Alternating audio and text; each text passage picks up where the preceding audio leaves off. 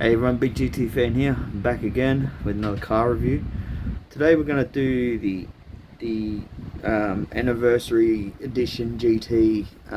This came out in '92, but the livery I've actually got on this car stems back to 1991 when they developed the EA GT. So the EA GT, it had the 351 Windsor. It had so it was built and designed by Steve Park by Ford.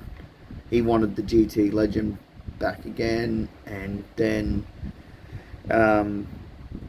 it done a whole heap of shows. Had 351 Windsor,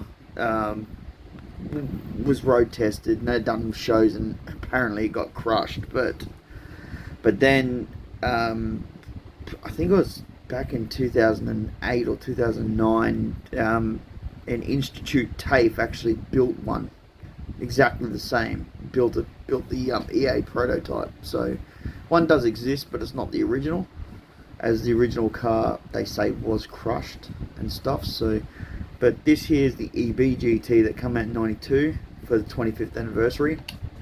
It had the 5-litre V8. 200 and I think it was 200 kilowatts or something. It had the special body kit, which the EA did not get.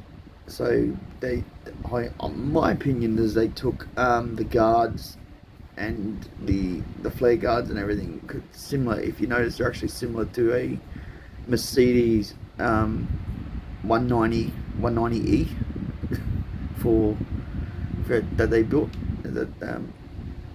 So yeah, this competed with the Brock, with the, well, not, it wasn't the Brock, it was the HDT VN Commodore Group A. That, yeah, I'll do another video, but that was a suck up to get Brock back. So because HDT, as you know, was finished over that polarizer stuff, but I'll get into more of that later with another car. But this car, yeah, it was just a more or less just an XR6 on steroids. To the flare kit, just the XR6 for flare kit. But then HO with Wayne Dampier, HO got involved, and they made a few of these as a HO for HO Phase Autos for Alan Moffat. They were the Alan Moffat HOs in '92. So as you can see, it's got all the instrumentation. Hang on, I'll let it slide through. So yeah, it had all the things, sunroof. 250 were made. 250 were made for the market. But yes, as I said, officially into the public, it was actually just a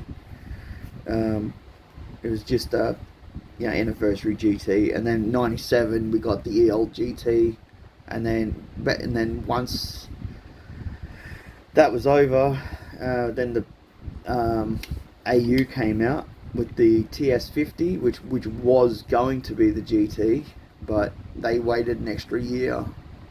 And then David Flint said, well, he wanted the GT name badge back, so the BA came out with the BA GT and the GTP in the FPV vehicles, for Ford Performance vehicles. And then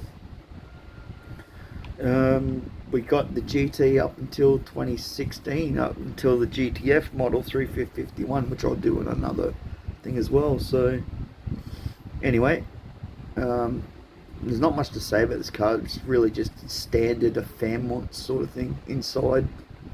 It's really just a bloody Fairmont, really.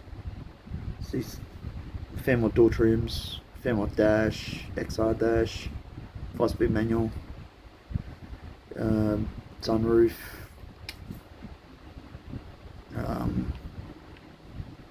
5-litre V8, which the EA GT had the 351. So the 5-litre V8 out of the Mustang, the HO V8, and that's really about all I can say about this car. So let's get in it and we'll take it for a drive. Alright, let's do this race. Take for a test drive. Turn it up a bit. And guys, if you need to know, I'll answer the questions. It's Forza 7. So yeah, let's take this for a spin. Okay, here we go. Second gear, third gear, back to second, Hell's Corner,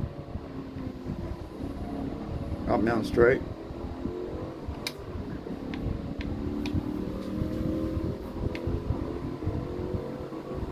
third, fourth. So they were a high revving engine for a 302 Windsor.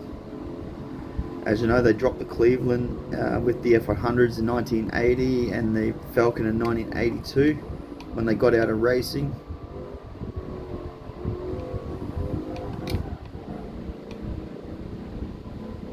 I'll go up to climb up a mountain with this. There's a high torque V8, you know, 5-speed manual.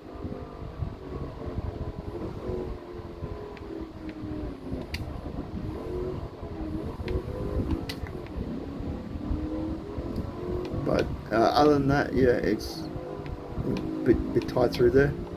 It was nice handling. It actually handled better. Sorry, Holden fans, but it actually handled better than the Commodore.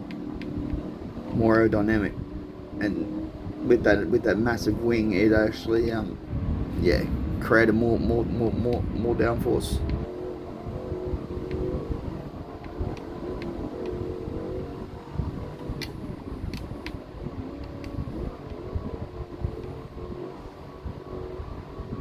Down through the S's.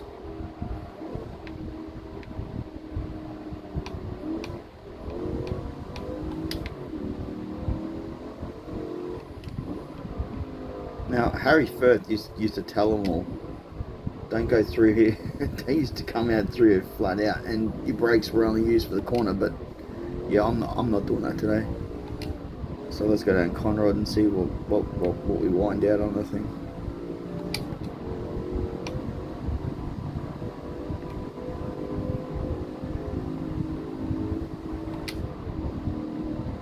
Fifth gear.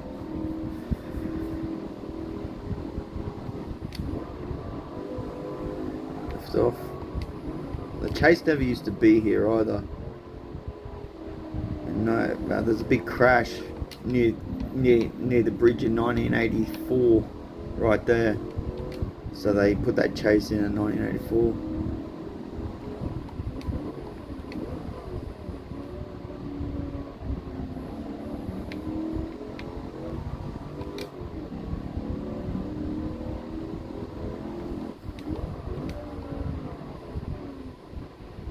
That's it.